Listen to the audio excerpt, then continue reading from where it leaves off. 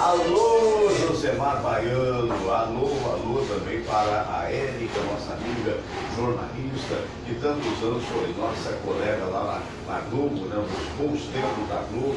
Olha, um abraço grande para você, querida, e vamos aí cumprimentando os nossos amigos.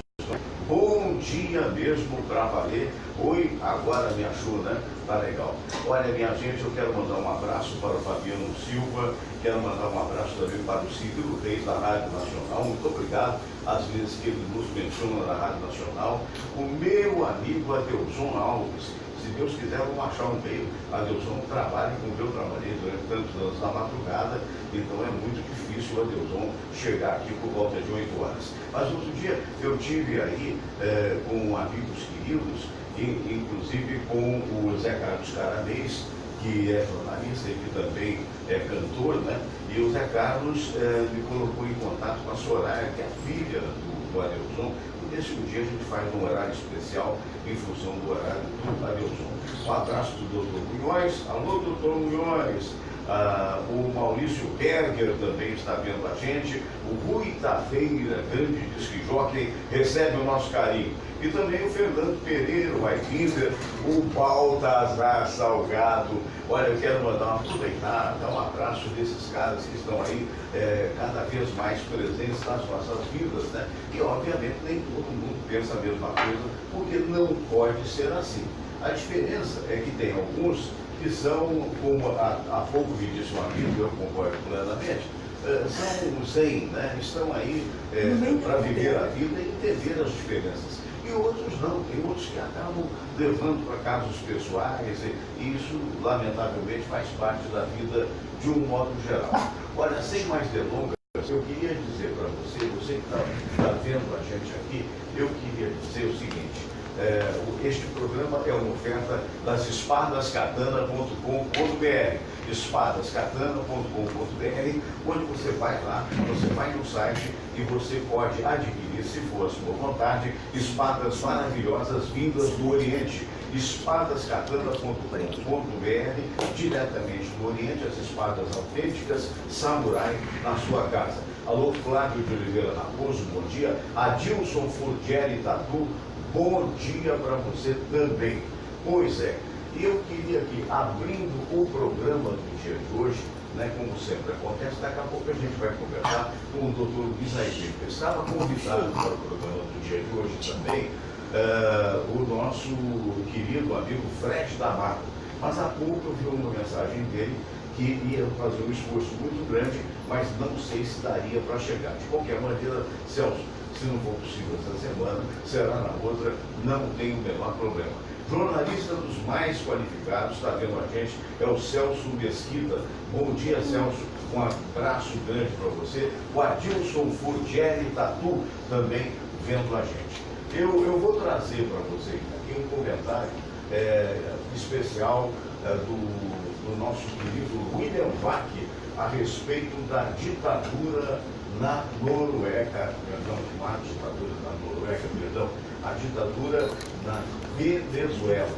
É um minutinho só, mas é um raciocínio interessante que o William Vac, só que eu vou ter que aumentar o som aqui, vou dizer por quê? Porque o William, quando você gravar, procura gravar com um microfone externo, porque na realidade o som está muito baixo, o seu som.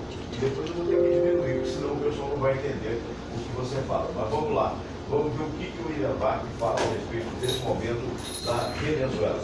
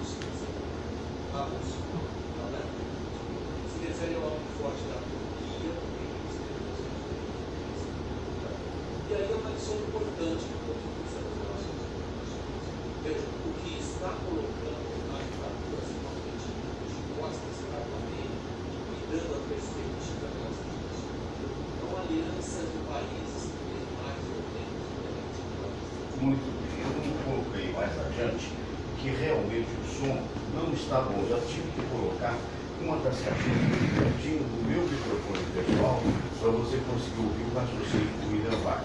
E é um belo raciocínio. Essa recomendação para os nossos colegas que são youtubers, que façam, por exemplo, como o presidente Bolsonaro.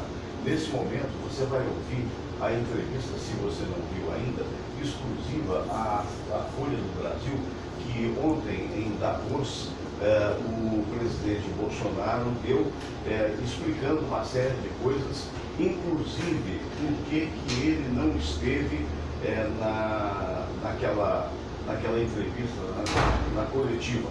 E falando até do seu filho, vamos repercutir essa entrevista que nos interessa a todos, dada ontem para a Folha do Brasil, em Davos. E o presidente Jair Bolsonaro conversou com a nossa equipe como exclusividade. Primeiro, muito obrigado por receber a nossa equipe no final do dia. Falar um pouquinho, não sei se o senhor pode me fazer um balanço de como o Brasil chegou nesse fórum, como ele investe nesse fórum. Primeiro, dizer da honra de fazer o discurso de abertura do fórum. Realmente coube o Brasil e nós estamos muito felizes com isso. Em poucos minutos, deram uma retrospectiva do Brasil do futuro. E aqui eu fui realmente procurado por vários líderes de Estado e por vários empresários também. Todos estão interessados no Brasil. Nós temos a oitava economia do mundo, 200 milhões de habitantes.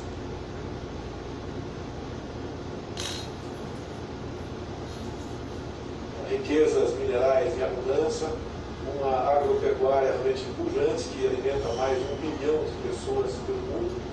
Então o Brasil é visto com muito carinho por parte dos empresários e governos do mundo todo. E até que sente, né, que eles querem o bem do Brasil. Agora nós precisamos fazer a nossa parte. Não podemos continuar com o déficit que temos ano após ano. E algumas reformas temos que fazer para que exatamente nós possamos fazer com que eles voltem a ter confiança em nós. Encontros e investimentos. Primeiro, mostrar que estamos de braços abertos e queremos realmente recebê-los. O que eles pedem? O Brasil é um dos países mais difíceis para se fazer negócio. Eles querem, então, que o país seja desburocratizado, diminua a sua carga tributária, elimine barreiras. Eles querem o Brasil, então, mais ágil. Isso daí, com a equipe econômica, desde há muito, estamos conversando, estamos ultimando medidas nesse sentido. Basicamente, passa por aí que o resto vem tudo atrás. Venezuela.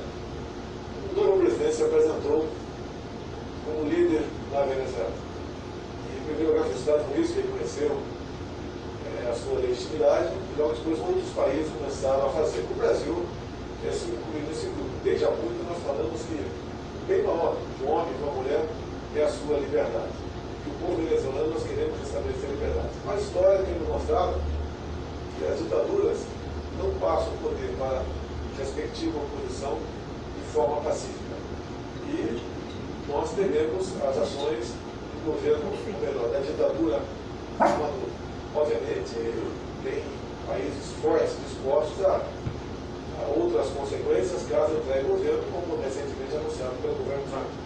Obviamente, o Brasil acompanha com muita atenção. Estamos no limite daquilo que nós podemos fazer para restabelecer a democracia naquele país. A imagem do Brasil. Paulo Guedes, Sérgio Moro e nosso ministro Ernesto deram seus recados aqui nas mais variadas oficinas e nos mais variados contatos também com empresários e também líderes. Acredito que nós, fazendo o dever de casa, o Brasil sai fortalecido. Eles estão muito empolgados para conosco.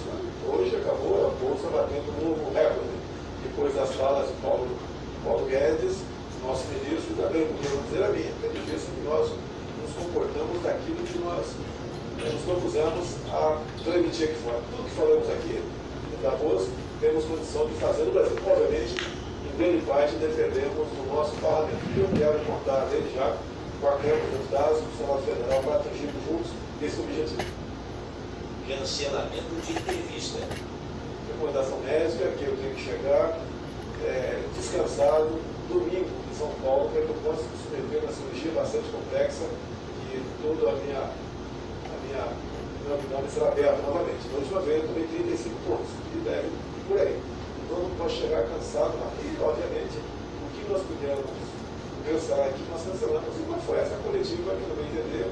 Teve disso que foi tratado de algumas de forma pública, não teve oportunidade de apresentar para a imprensa naquele momento. Flávio Bolsonaro. Acredito nele, a pressão enorme em cima dele é para tentar me atingir.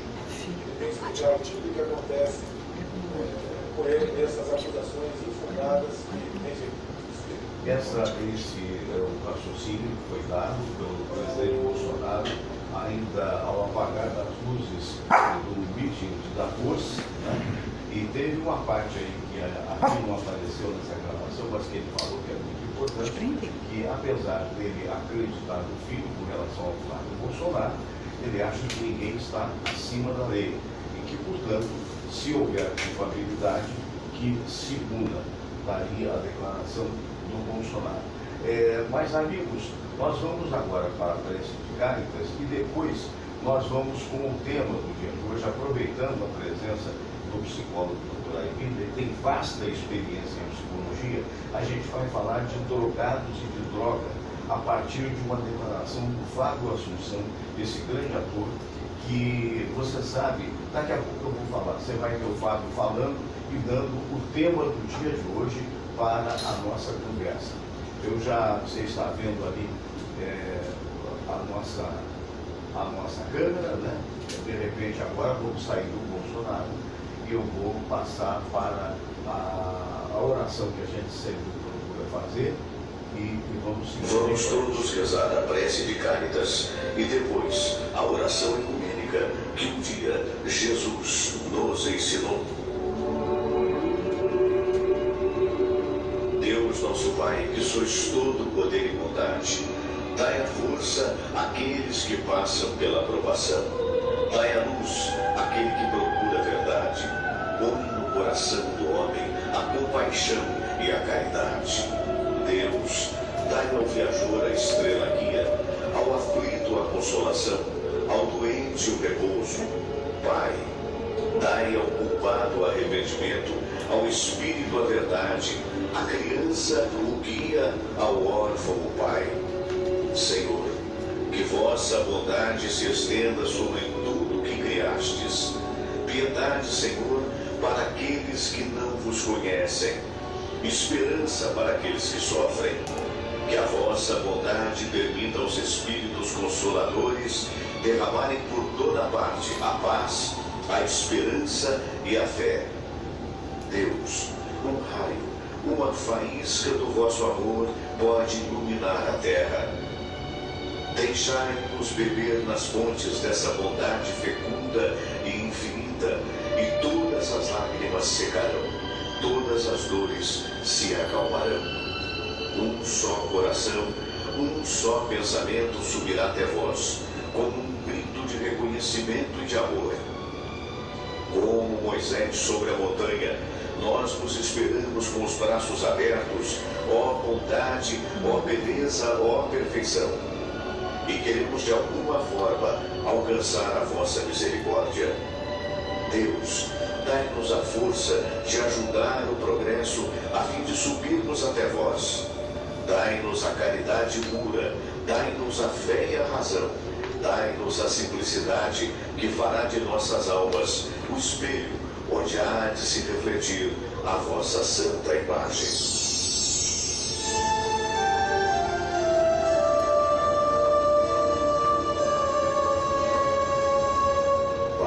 Nosso que estais nos céus, santificado seja o vosso nome. Venha a nós o vosso reino. Seja feita a vossa vontade, assim na terra como no céu. O pão nosso de cada dia nos dai hoje. Perdoai, Senhor, as nossas ofensas, assim como nós perdoamos aqueles que nos ofenderam. E não nos deixeis cair em tentação, mas livrai-nos de todo mal. Porque teu é o poder, e tua é a glória, por todo sempre. Amém.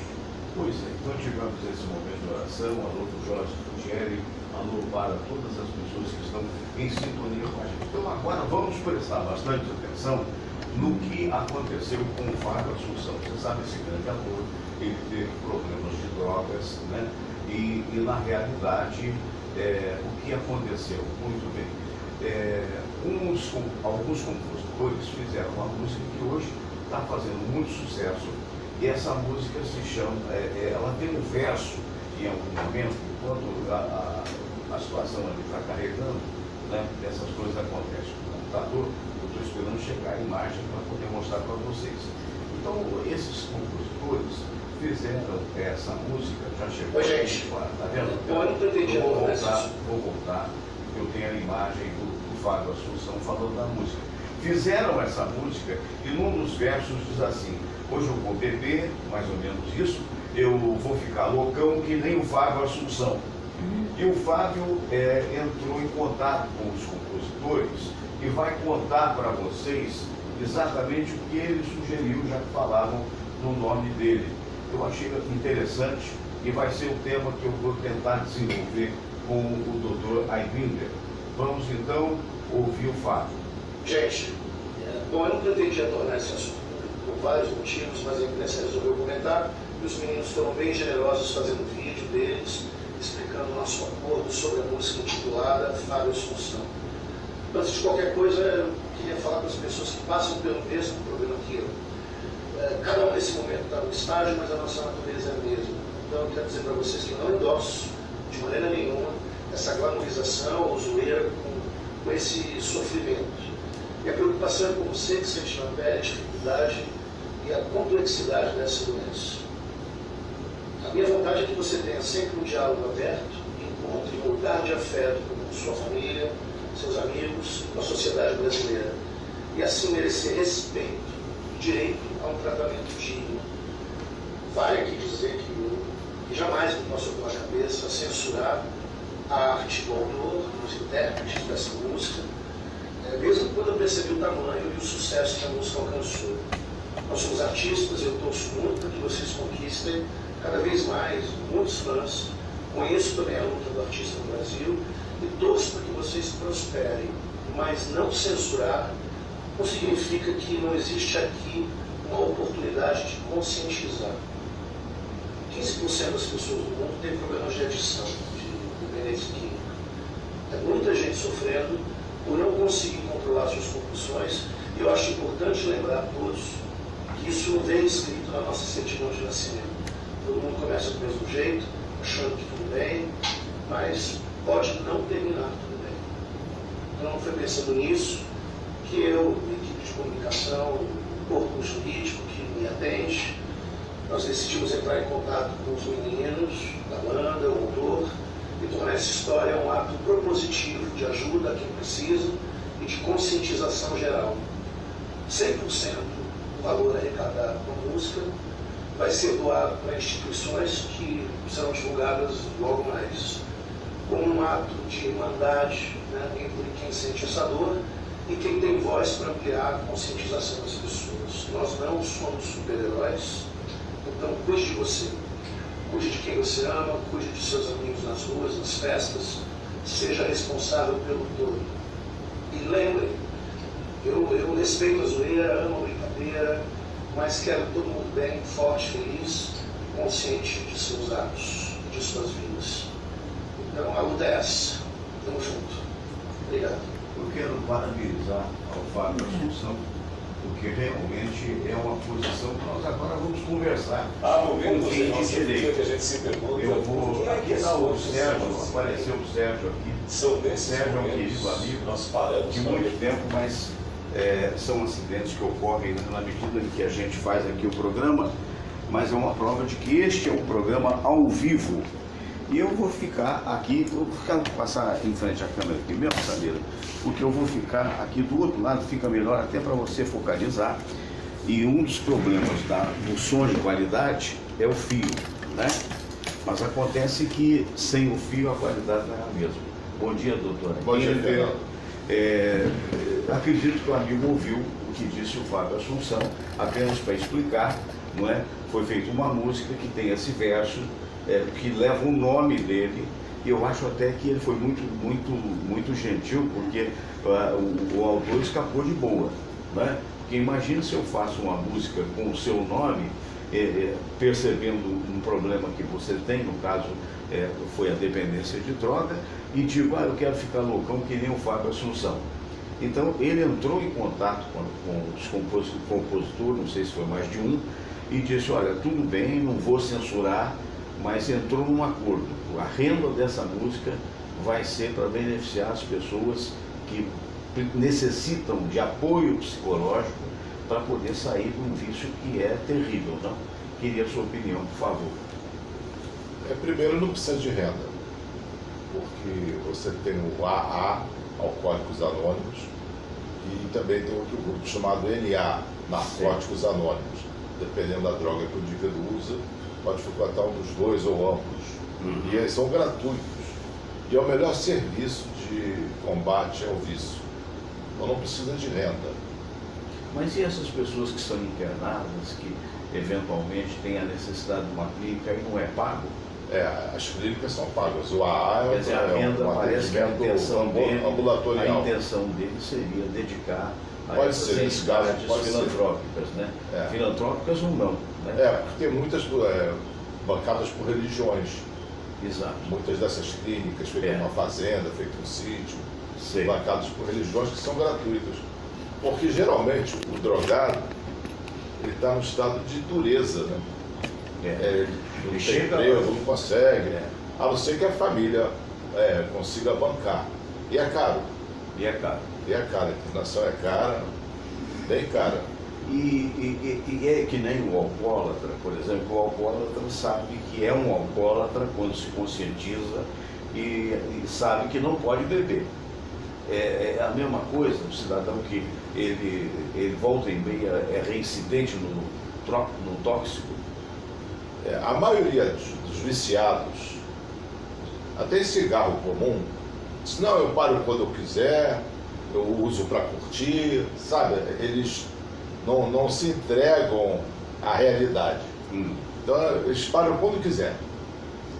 O alcoólatra, ele reluta muito em ir no ar. Mas eu tenho vários clientes, sabidamente alcoólatras, que não reconhecem isso. Sabe? A vida está degradada. Acha que é socialmente que ele socialmente, eu paro quando eu quiser, é uma festa ou outra, todo dia, mas uma festa ou outra, eles deletam boa parte dos episódios de bebedeira. O que dá o prazer é uma substância que provoca um estímulo do cérebro, a substância dopamina. E é interessante saber que até animais são viciados. Sim. Até animais são viciados. Se você entrar no YouTube, procurar animais bêbados ou alguma coisa assim, você vai ver cenas lá na África, tem uma árvore chamada marula. Que até tem uma bebida com o mesmo nome, um licor. O licor chamado amarula. E a árvore lá é marula. Marula. Então, o fruto fermentado, ele fica alcoólico. Batata, arroz, qualquer coisa fermentada, cerveja, qualquer coisa que fermentou, tem um teor alcoólico. Os elefantes batem com a cabeça na árvore, uma árvore um pouco menor do que uma mangueira, aí cai aquela chuva de marula no ponto, né? Os bichinhos vão lá. Bichinho, elefante, macaco, vão comer a marula. Vão comer a marula. E você vê o comportamento bêbado deles, eles não conseguem andar, caem, é tragicômico aquilo. E os animais ficam viciados, porque o cérebro dele, tal como o nosso, produz uma substância do bem-estar. Por trás de todo viciado humano, praticamente todos, ou 90%, se não tem um estudo preciso, o indivíduo vem de depressão, ansiedade, angústias, e usa a droga como automedicação, que funciona no curto período. Durante um certo tempo ele esquece da depressão, é isso? Aquilo anestesia ele, mas os custos em termos de sofrimento posterior são altos. Não justifica, mas naquele momento dá um alívio enorme para o indivíduo.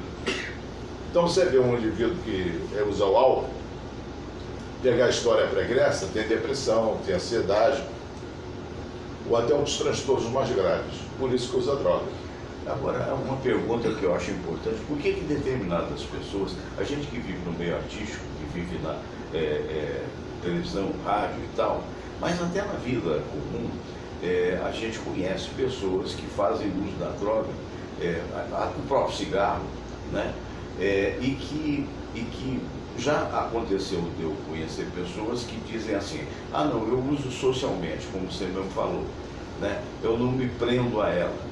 E tem um resultado de vida. Eu conheço alguns que já estão em avançada idade, que obviamente conseguem administrar aquilo sem um grande prejuízo.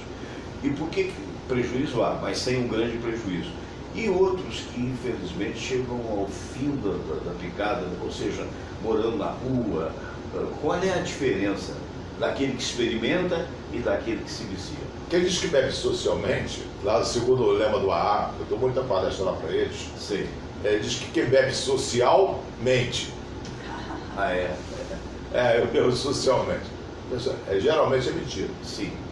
Dependendo da droga que o indivíduo use, ele pode ficar até mais produtivo. Por exemplo, a cocaína é um estimulante. O indivíduo fica acelerado, geralmente o operador de bolsa de vapor. Assim, o cara fica mais dinâmico. O caminhoneiro tem aquele tipo de droga. Rebite. Né? Rebite, né? É anfetamina, remédio para tirar apetite e tirar sono. Então a pessoa fica mais excitada. Nesse mais excitada, ela fica mais produtiva. Já o álcool é um depressor do sistema nervoso. O indivíduo vai ficando para baixo e degrada socialmente, porque altera demais o comportamento. Por exemplo, se você fumar cigarro, você fuma 10 maços, ninguém vai saber que você fumou 10 maços. Agora, você bebe, todo mundo sabe que você está bêbado. Está bêbado. Então tem uma degradação social. Tem um amigo que bebe tanta cerveja que fica enrolando a língua. A partir de um determinado momento, é uma pessoa bem sucedida na vida. Eu sei, mas o tempo dele de ser bem sucedido vai diminuindo. Porque quanto tempo ele passa sob efeito da bebida? É verdade. Não, e até sob risco, né? Mas ele bêbado não consegue produzir, seja lá o que ele faça. Se for um dentista, ele consegue trabalhar? Não consegue. Ele pode ter uma empresa bem sucedida que funciona no piloto automático e a coisa vai e ele está bêbado. Eu já vi vários casos. Tinha uma rede na época, discos, CDs, eram vários irmãos sócios. Um deles era alcoólatra.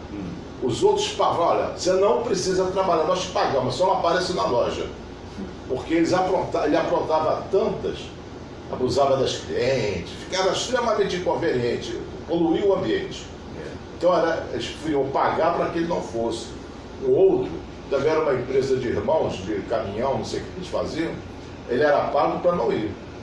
Que loucura, né? Era um favor. O álcool altera o comportamento. E a ação, digamos assim, assistencial, psicológica, psiquiátrica até, ela objetiva exatamente o que? A cura ou, na verdade, a conscientizar o cidadão de que ele está dependente químico, digamos assim, e que ele, por isso mesmo, não deve se abster.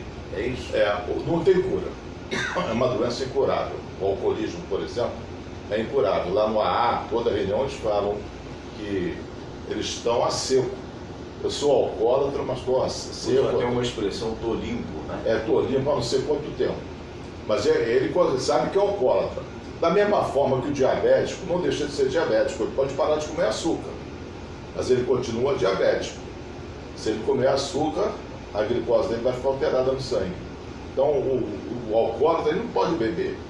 Se ele beber, o lema lá um é muito, 1000 é pouco. Uma dose é muito. Um é muito e 1000 não vão satisfazê-lo. Agora, por que determinadas pessoas podem beber, como a maioria talvez de cerveja, num fim de semana, uma coisa assim, e não se viciam? Seriam pessoas melhor resolvidas psicologicamente falando? Não, isso seria até uma vaidade nossa, que bebemos tranquilamente. Seria uma vaidade. Tem a predisposição genética. Tem indivíduos que são mais vulneráveis ao álcool, assim como outros são mais vulneráveis ao açúcar, né? Desenvolve diabetes, então são mais. filhos de alcoólatras têm muito mais chance de se tornarem alcoólatras. Eu tenho uma cliente agora, uma jovem, 22 anos por aí, ela é filha de pai e mãe alcoólatra e neta de avó alcoólatra. E ela anda extrapolando na bebida.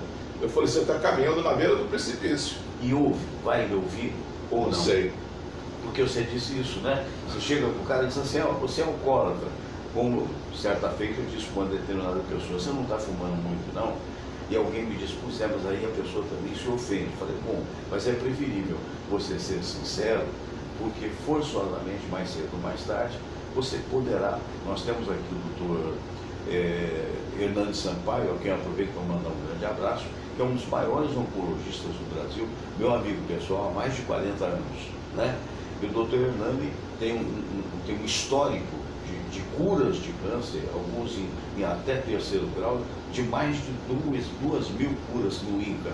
Ele há 44 anos é médico do INCA, portanto sem dúvida, ele é muito modesto, mas eu não sou ao elogiá-lo, porque é verdadeiro, é um dos maiores médicos oncologistas do Brasil. E ele diz, Fernando, 70% dos cânceres, notadamente de pulmão, irão acontecer em função daquelas pessoas que fumam. Mas há um argumento que aqueles que são viciados dizem, que é, mas eu fumo e já estou com 60 anos, com 70 anos e nunca me aconteceu nada. E aí outros nunca fumaram e vão morrer. E ele diz, por quê? Nós estamos aspirando um ar poluído, nós estamos no entorno, fatores que são agressivos a nós. E por outro lado, aquela pessoa que viveu 80 anos fumando, ela poderia viver 90 com melhor qualidade de vida. Não, até a predisposição genética, que você não sabe qual é a tua, né? Também. Então, esse fator da predisposição genética é bastante importante. É muito sério. Para que você vai se arriscar? É a pergunta. Para que eu vou começar a fumar hoje? Não vejo sentido eu arrumar um problema desnecessário para mim. Verdade. Eu vou fumar para curtir, não preciso curtir, eu posso curtir outras coisas. Uma coisa nociva. Morreu agora um ator ontem, né? Morreu. O Caio Junqueira. Caio Junqueira. Fez o Tropa de Elite. Tropa de Elite, brilhou com menino, né, para nós. 40 e poucos anos, 42. mais novo que meu filho. Andou a 140 km no aterro. Não é um comportamento autodestrutivo. Um problema. É pedir para ter um problema. Infelizmente. Nossas condolências à família. Lamentavelmente. A gente sente, né? Eu tenho filhos mais velhos do que ele. Então, esse acidente foi autodestrutivo. Já anunciado. Você acredita que uma pessoa pode ter sido por um aborrecimento ou pode ter sido pelo gosto, pela velocidade ou pelo, se dizer, moderninho, né? Eu me lembro que certa feita eu fui dirigir uma rádio em Angra dos Reis há quantos anos, Samira? 20 anos atrás, a Rádio Angra. E conheci os maiores empresários lá de Angra e alguns deles, pelo fato de a rádio na época era o quarto poder, eles me diziam, tem festas aqui e tal. E eu acho gozado, porque às vezes vem uma pessoa careta, como se eu participasse do bolo, e careta sou eu não participo, mas eu ouvia, né? Eu não sou investigador de nada e não vou corrigir o mundo, né? Então, às vezes eu levo um amigo numa festa e eles veem aquelas carreirinhas assim de cocaína, nossa, ali tem cocaína, aí eu falo, deixa pra lá. E era um grande empresário que falava isso, ele se sentia moderno. É moderno, pertence a um grupo, faz parte da turminha. Está assuntando para ver se você faz parte da turminha. A turminha do vapor. E se acha acima do bem e do mal. Eu já tive um cliente, ele tinha uma indústria em bom sucesso, fabricava alguma coisa lá que eu não lembro bem, eu não quero falar. Certo. Entendo. A indústria fechava às 5 horas, ele acordava às 3 horas da tarde, de tanto cheirar. Ele chegava, hoje é sexta-feira. Ele falou assim, vou dar só um teco na sexta-feira. Teco seria o cheiro. Aí ia pra boate, só parava de dar o teco na segunda, domingo de manhã. Segunda de manhã. E dizem que corrói a narina, né? Tem pessoas que têm que colocar prótese, né? Depende da qualidade e da frequência do uso, corrói. Tem drogas, o A cocaína, quando refinada, ela passa por 2 refinos. O primeiro refino é com ácido sulfúrico, depois com ácido clorídrico. Aquela sobra do ácido sulfúrico, aquele lixo da cocaína, virou crack. Então os fumantes de crack, fumantes de crack, têm os dentes podres, por causa do ácido, o ácido que corrói. É uma devastação. Mas eu acho que por trás de todo viciado, ele não é viciado em drogas, ele é viciado em fugir da realidade. Aquela realidade que ele vive, ele não sabe qualquer motivo, ele não se conforma, é isso? Não sabe conviver com os aspectos duros da vida. Aí que a psicologia ajuda ao viciado, entendeu? Não propriamente no combate ao uso da droga. Sim. Por exemplo, meus clientes eu mando para NA, mas eu tento resolver os aspectos emocionais que o levaram àquela situação. Então, eles querem fugir da realidade. Brigou com a mulher, está sem mulher, qualquer coisa assim, está sem dinheiro. Os pais brigaram com ele não consegue se desempenhar bem na escola ou na faculdade, aí ele vai para a droga. Por exemplo, eu conheço uma pessoa famosíssima, extremamente bem realizada a nível de dinheiro, de propriedades, etc., que tais, e que se entregou à droga. Eu sei, porque na época eu fui um agente no sentido de minimizar. Isso já tem 30 anos atrás, eu tinha um grande amigo que era um psiquiatra, famoso por sinal, e a amizade era bastante forte, e aí eu fiquei sabendo da situação dessa pessoa, que a razão toda, segundo a análise desse meu amigo, é que essa pessoa não se conformava com a idade que estava chegando. Existe isso? Existe. Sendo curto e grosso, é burrice emocional. E sendo uma pessoa inteligente, quer dizer... Não, inteligente nada, culto. Não, culto. Mas não, isso não tem inteligência emocional. Muito bom, muito bom. É isso mesmo. Porque cultura necessariamente não é inteligência. Cultura é uma escola emocional. Decora um livro, qualquer coisa. Eu conheço alguns que decoraram várias, inclusive palavras difíceis. Nossa! Caiu uma dose de veneno por aí. Agora escorreu aqui. Mas é verdade. Né? Mas falta inteligência emocional. Você falou que é uma pessoa bem realizada. Sim. Não é, bem realizado sou eu, é você. Temos uma família boa, temos uma vida harmoniosa. E não temos tanto. Não precisa. Isso daí é secundário em termos de ser realizado. Ele tem uma conta bancária maior, mas é realizado? Tem um mínimo de paz de espírito, de felicidade? Não, realizado sou eu, é você. Temos uma família, uma vida boa. Não é uma vida opulenta, uma vida boa. Isso que é importante. Essa pessoa desconhece uma coisa básica. O oposto da morte não é a vida, é envelhecer. Se ele está envelhecendo é porque ele está vivo. Ele está vivo, E por que não aceitar o rumo da natureza? Eu não me conformo com isso, então se mata. Sempre tem essa opção. Mas não recomendo a ninguém, mas tem essa opção. Envelhecer é um processo natural. O cara não aceita a natureza. Eu não aceito esse calor, não aceito esse frio, não aceito essa chuva. Não adianta nada. Como se ele não aceitando, imagina. Eu chamo esse comportamento extremamente infantil, daí a falta de inteligência emocional. Perfeito. Ele não aceitar a velhice, detém a velhice, não. É só a pirraça que uma criancinha faz. Talvez a criancinha faça a pirraça e consegue obter aquilo que está tendo dos pais. Mas no adulto não. Mas no adulto não, ele pode fazer pirraça à vontade. Enquanto ele estiver vivo, está envelhecendo, desde que foi fecundado.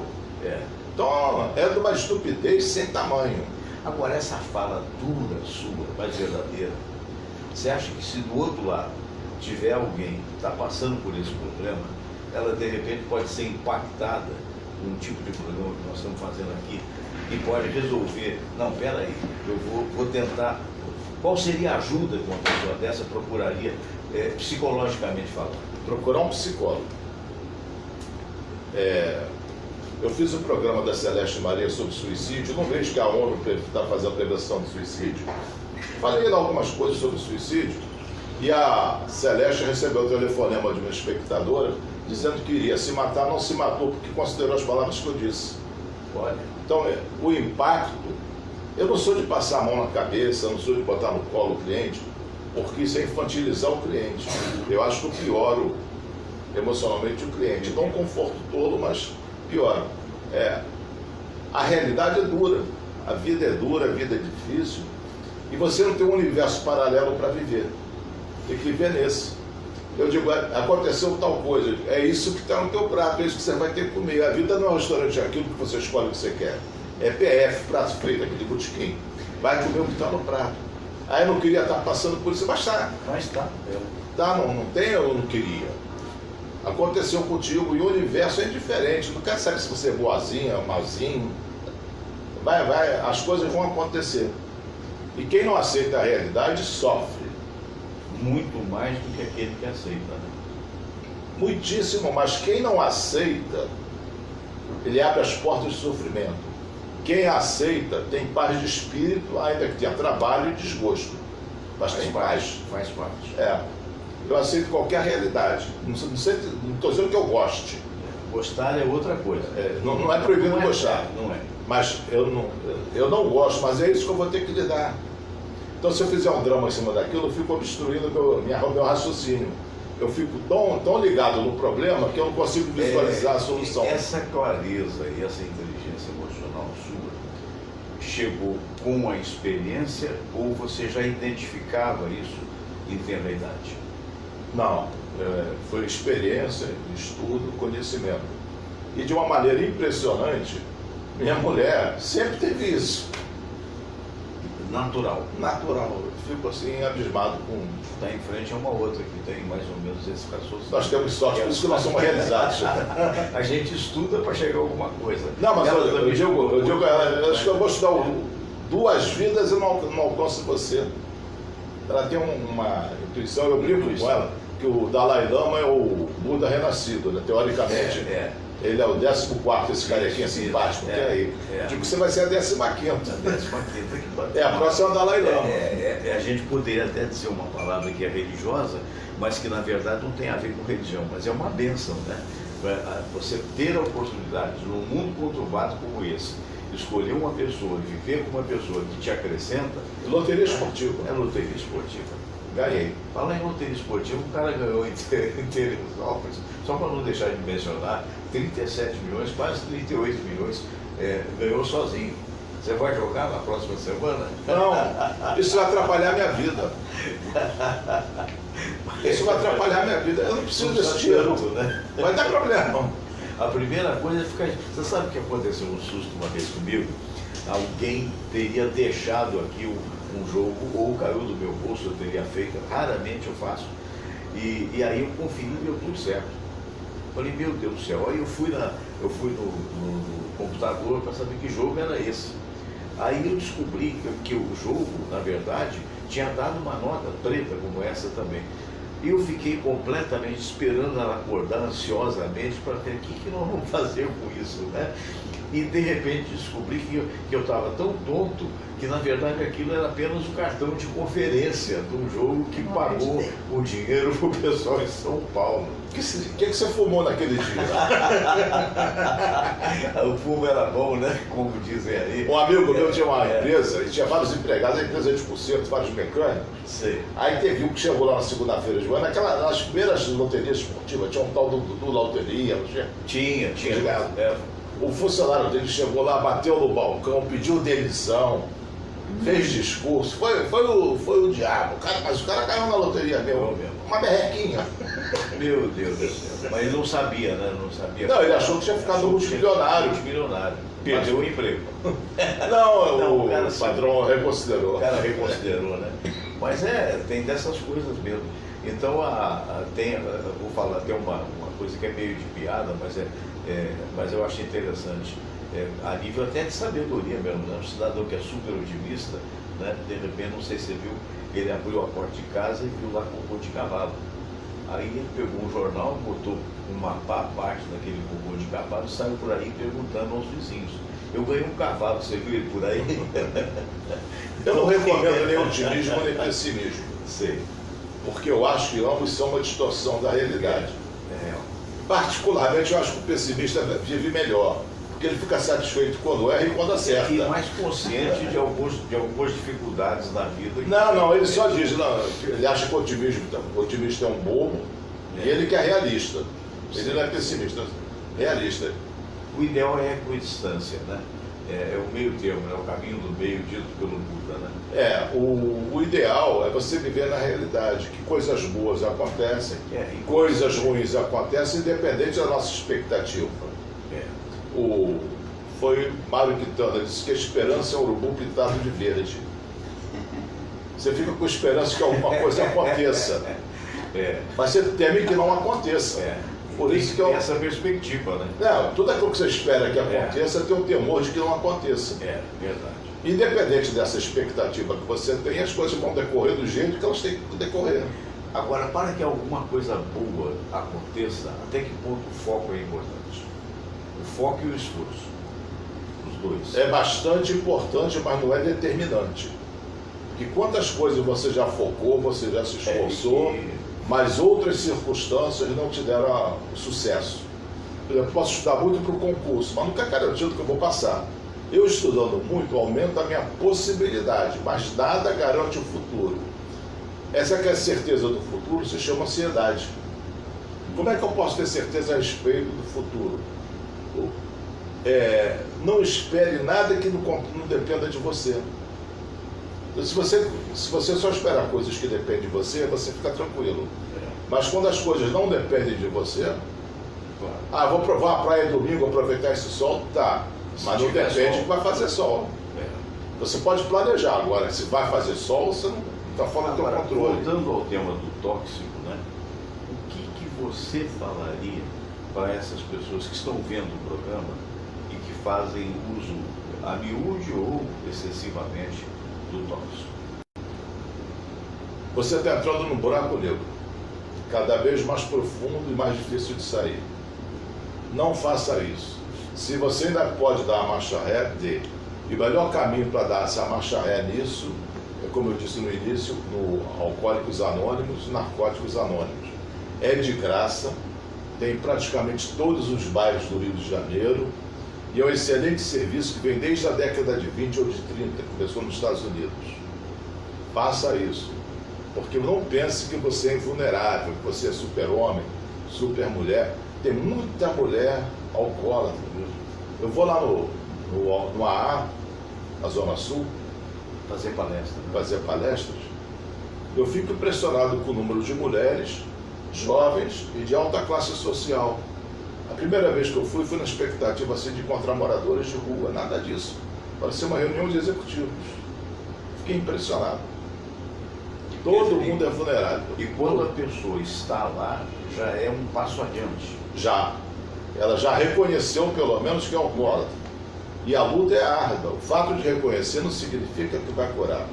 Eu tive um cliente que frequentava, ele era alcoólatra, usava também cocaína, maconha, ele usava qualquer coisa. E ele queria passar 3 meses limpos para ganhar o status de monitor, alguma coisa assim.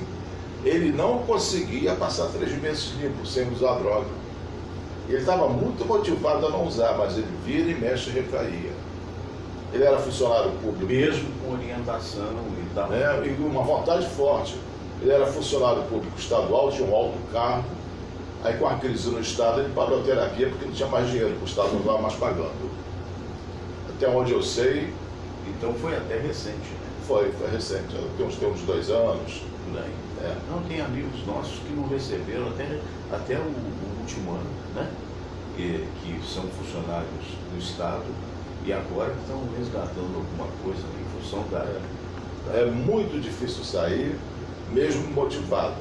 Mas cada dia você está descendo mais um degrau mais tarde. Essa pessoa que está nessa dificuldade, ela pode se sentir a última do universo ou necessariamente ela tem que buscar algum tipo de autoestima? Você não é a última pessoa do universo. Você é uma pessoa comum, nem superior nem inferior aos outros, que tem uma doença, que é a dependência química. Isso não te torna como ser humano melhor ou pior. Torna a tua vida pior, mas não como pessoa. Você não é a última pessoa. E o fato de não usar droga não significa que ninguém é superior. Aí eu não uso droga, mas ninguém é superior por não usar droga. Não é uma pessoa melhor nem pior. A humanidade é a mesma. A vida fica mais complicada na presença de drogas, só isso. É uma doença. Até financeira. Se você fosse diabético, você é uma pessoa pior? Não. Se você fosse míope, é uma pessoa pior? Enxergando bem é uma pessoa melhor? Não qualifica ninguém, entendeu? Não se coloque numa escala humana.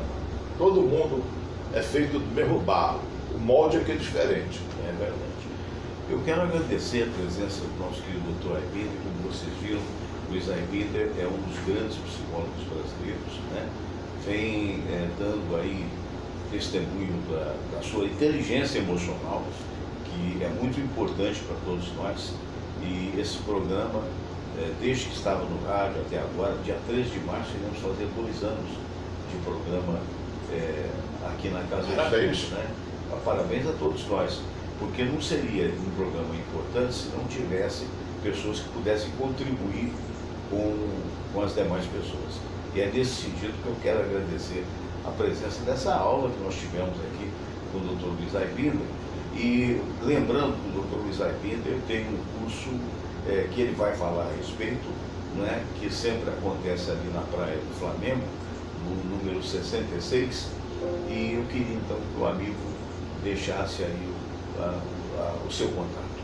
É muito coincidência, porque hoje vai ser a primeira aula do tema Viver Sem Sofrer. Que bacana. Aborda alguns aspectos desses que eu falei, muitos mais. Fala com uma profundidade, as pessoas discutindo. Que maravilha. Sofremos por tanta coisa desnecessária. É verdade. E essa aula vai acontecer logo mais 14 horas, é isso? 14h31. 14h31, pontual. Pontual, marcial. E vai até? De 2h30 às 4. Às 4. E as pessoas que quiserem comparecer, como é que podem fazer? Pode assistir a primeira aula gratuitamente. Eu acho desonesto a pessoa se matricular num curso que ela não sabe se vai gostar. Verdade. Então assista a primeira aula, gostando, fica. A mensalidade é R$250 mensalidade. E aí são 4 aulas por mês, é isso? Toda quinta-feira, pode ter 5 quintas-feiras, pode ter 3, depende. Verdade. Toda quinta-feira tem aula. Muito bem. E também tem algum e-mail para... Pode entrar no site A Luz da Psicologia, ou psicólogo Aybinder também, ou ligar para 2285-0550. E o tema é excelente, acho que vai durar esse ano todo. Viver sem sofrer. Lembrando que o Dr. Luiz Aybinder também está no programa do Francisco Barbosa, nosso querido amigo da Rádio Tupi, conterrâneo, um amor de pessoa, que também se apresenta na Celeste Maria, que eu mando um grande abraço. Celeste tem um belo programa na NGT, não é, que é à noite, aos sábados, mas que é repetido também na parte da tarde. No dia 2 estarei lá. Assim, no próximo dia 2. Falando sobre traição, adultério. É um belo tema, é um belo tema. E a Celeste tentando comer meu fígado. Tá bom. De vez em quando ela não concorda muito, discorda. Quase sempre. Né? Quase sempre. Celeste é uma figura. Eu quero mandar um abraço para a Celeste. Muito obrigado, Dr. Aybinder. Queria lembrar, este programa é uma oferta das espadascatana.com.br, onde você adquire a autêntica espada samurai, importada do Oriente, com toda a tradição japonesa, e chega na tua casa em qualquer parte do país. E mais do que isso, se você for de outro país, qualquer que seja o outro país, você pode acessar o site internacional, que é shotokan.com. Nesse site, Shotokan, com K e com 2 N's no final e S no início, .com. Nesse site você coloca no idioma que você quiser no site e entende que a Shotokan é a única que possibilita de você compor a sua espada do jeito que você quiser. É um negócio impressionante, porque não é uma coisa pronta e feita, é uma coisa que vai ser feita a partir da sua vontade. E tem lá todas as peças, eu não conheço todas, mas tem todas as peças. Tem gente que manda fazer até o punho de ouro, isso faz parte, né? E segundo a lenda, e aí é uma lenda, mas depende muito da pessoa acreditar ou não, a presença dessas espadas em casa seriam decorativas e trariam sorte e fortuna. Será? Não sei, mas é o que a lenda diz. Eu quero lembrar também dos meus amigos do Bradesco Seguros, a Daniele, o Trabuco, aquela turma boa da Bradesco, né, que a gente não pode esquecer, porque a forma mais fácil de você fazer seguros é através do Bradesco. Você vai lá, Bradesco Online, né, e você vai ver as qualificações, você vai ver aquilo que vai custar o seu seguro. Por outro lado, também eu quero lembrar do restaurante Caçador, na Tijuca, Rua Pareto 42. Se você estiver pelas cercanias da Tijuca, ali pertinho da Praça Santos Penha, atrás do UPA, é um belo restaurante dos meus amigos Ari, do meu amigo Maurício, do meu amigo Joaquim, que aliás é proprietário também de todas as pizzarias Planalto. Então, ou a pizzaria Planalto, ou no caso da Tijuca, restaurante O Caçador. E por fim, eu quero mandar um grande abraço ao meu amigo Serginho, que é irmão do Álvaro da Camélia Flores, que fica ali no Mercado das Flores. Camélia Flores, onde você tem o melhor buquê, onde na realidade aquelas flores todas são plantadas, não sei se você sabia, num sítio de propriedade do meu amigo Álvaro da Camélia, que é amigo de todos nós artistas. Eu sou muito agradecido a ele. Quando eu lancei um dos meus livros, durante muitos anos, ele teve muito tempo, aliás, ele teve ali, vendia flores e vendia também os livros do Fernando Sérgio. E por fim, se você quiser adquirir os 50 anos de comunicação, que já está sendo vendido há mais de 6 anos, graças a Deus, é só você acessar o site da Saraiva, saraiva.com.br, ou Livrarias Saraiva. Aparece o site e você vai no autor, bota Fernando Sérgio, vão surgir os livros, ou então bota 50 anos de comunicação, que dá na mesma. Um grande abraço. Amanhã estaremos aqui de volta com o presidente do CREVERG, do Conselho Regional de Medicina, Dr. Silvio Provenzano. E estaremos aqui também com o diretor-geral do Hospital Alemão do Amparo, que é o nosso querido Dr. Cícero Munhoz, um dos grandes cardiologistas do Brasil. Não perca. A todos um grande abraço, e eu vou até lá, porque eu tenho que ter um cuidado de não pisar nesse fio aqui. Você sabe que nós estamos à vontade, você é de casa. A todos, namastê, o nosso gesto de saudação, e até amanhã às 8 horas.